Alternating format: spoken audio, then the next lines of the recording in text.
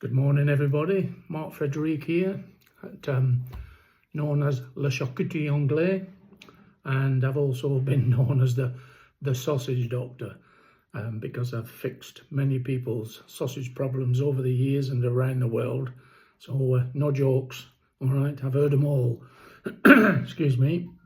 Anyway, just for those who don't know, Le Charcuterie Anglais, Mark Frederic. That was my very first book, hardcover by the way. Very first book on charcuterie back in 2010, 2011. And I've written several other books since then, but that tells you who I am. I'm here today because I'm just starting to make a few videos, so forgive me if they're not professional. So it's, we have to do things DIY, haven't we? Otherwise, costs will run away. So anyway, I've made myself a question and answers card because I'm often asked, well, it's more than often, it can be on a daily basis sometimes, and very often I'm asked questions that are the same questions, keep repeating themselves over time. So I thought, well, if I could document them on video, the most popular ones, perhaps people can refer to these videos and get the answers to those questions. So I'm starting with just 3 questions, and I'll make several videos and answer further questions as we go along, and especially if this this video appeals to people. So let me continue. Question 1 came in from Duncan. How many pig casings can you get from a pig? Well, I don't get asked this question too often, so I've just contradicted what I said earlier, but it's an interesting question and I'd like to answer it. This is all ballpark, so it's on average. You get approximately, and depending on the age of the pig and the type of pig and everything else, but you get on average about 15 metres of internal casing, so all the guts that can be taken out, cleaned and turned into sausage casing. So, and again, on average, all right, so you can get or should I say, you can put in 1 kilo of meat per 1 metre of sausage casing. Again, that all depends on the size of the casings because they range in diameter also. So, but anyway, that gives you a rough part figure as to what you're likely to expect.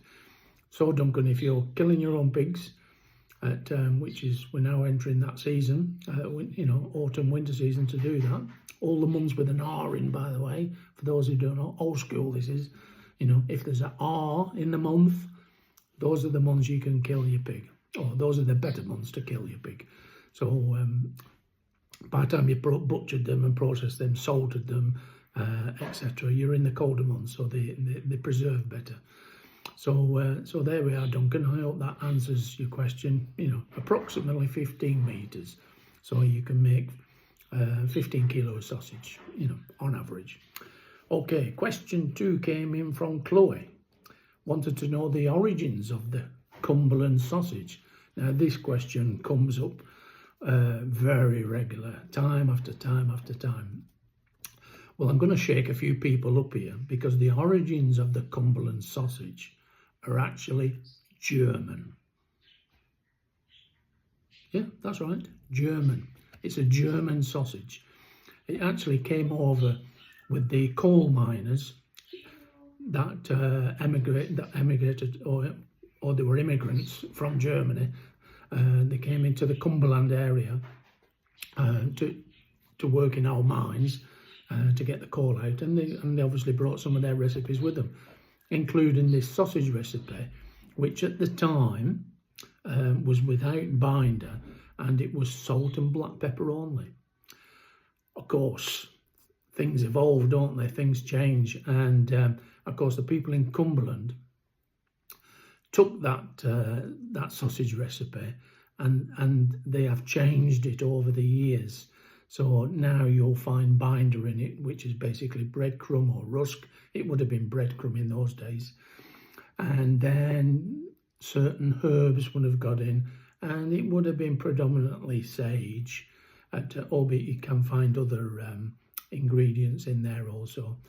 Of course, I think it's the traditional Cumberland sausage. It's got protective status, but it's not the original recipe.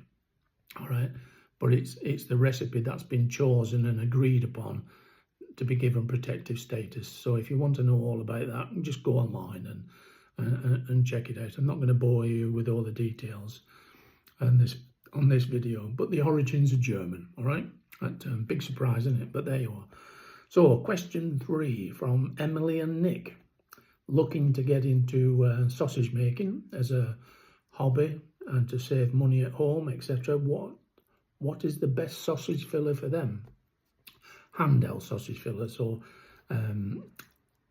they're wanting just to make up to 20 kilos at a time. Well, Emily and Nick, I would suggest that you invest in a horizontal 7 to 10 litre capacity hand winding sausage filler with stainless steel tubes, if you can get them. Normally the smaller fillers, round about 5 litre and less, come with plastic tubes, and they're tapered, and they're a pain in the backside when you're sheathing on your pig casings, your sausage skins. So if you get the stainless ones, they actually, especially when they're wet, they actually help run the sausage skins along the tube, because the tubes are machined and they're flat. Okay, so there's no taper in them, and it'll make your life easy. The only thing with the horizontal machine is you can't really do liquid fills like black pudding, for example, because obviously the blood will run out. So what you need to do is find an alternative if you want to make black pudding. And black pudding today, you're better off just cooking it in a bread tin, to be honest, and then slice it up once it's finished. So, but if you're really insistent on wanting to make black pudding sausages, then you need a vertical filler.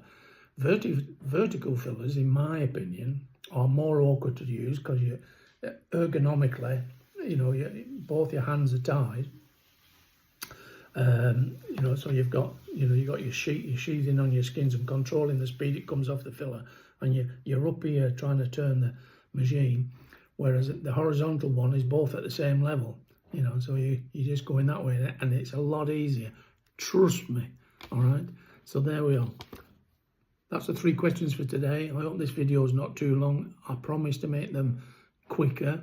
And if it needs to lessen the questions and answers, just do 1 or 2, then exactly that's what I'll do. All right, so bear with me, and I'll continue to make videos and answer your butchery and charcuterie questions. So message me if you've got a question that needs answering. All right, toodaloo.